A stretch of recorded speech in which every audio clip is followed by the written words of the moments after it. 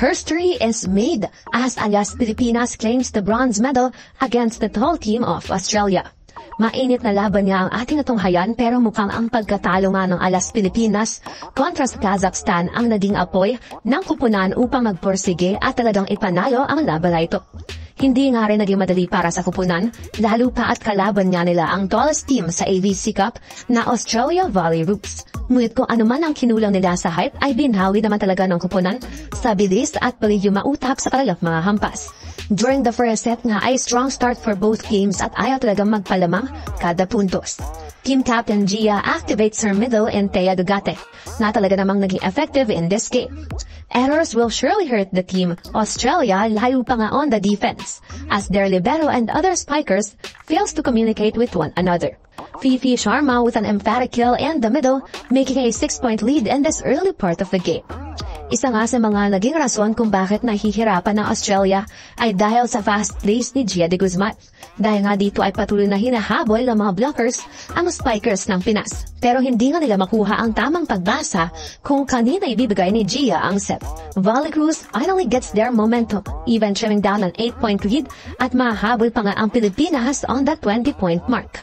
Maninigurado nga ang Alas Pilipinas with Angel Canino and Cici Rondina providing the heat in an explosive back row bomb. Aya Laure remains consistent lalo pa nga in the second set, putting up point after point. Kitang-kita nga ang confidence ng bawat players sa Alas Pilipinas. Lalo pa at lahat nga dito ay ready to contribute not only sa attacks but also on defense. It's the Lasallian swag coming in your way as Angel Canino and Fifi Sharma makes Australia fight for every point. The Valley Roos continues to struggle in this game at talaga namang mukhang hindi nga nila napaghandaan ang ganitong laro ng Pilipinas.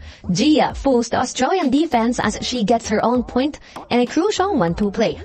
Rondina continues to become the problem for Australia as she finishes the set with another back row hit.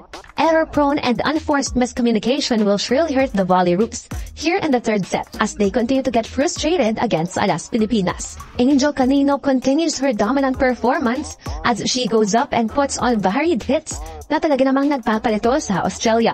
Fifi Sharma with the hammer coming from an overball made by Australia. Alas Pilipinas on point. From offense to defense nga ay halos walang problema ang kupunan, lalo pa as Don Makandili Katindig puts on a show. Target locked for Aya Laure as she tallies multiple service aces against the libero of Australia.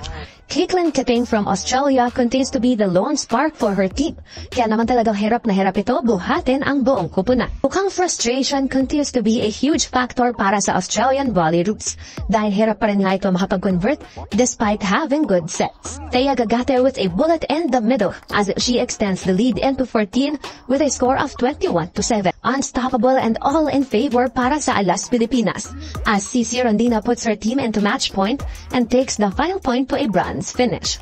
Another history for the Team Philippines as this is the first time they are able to claim a podium finish in the AVC Cup.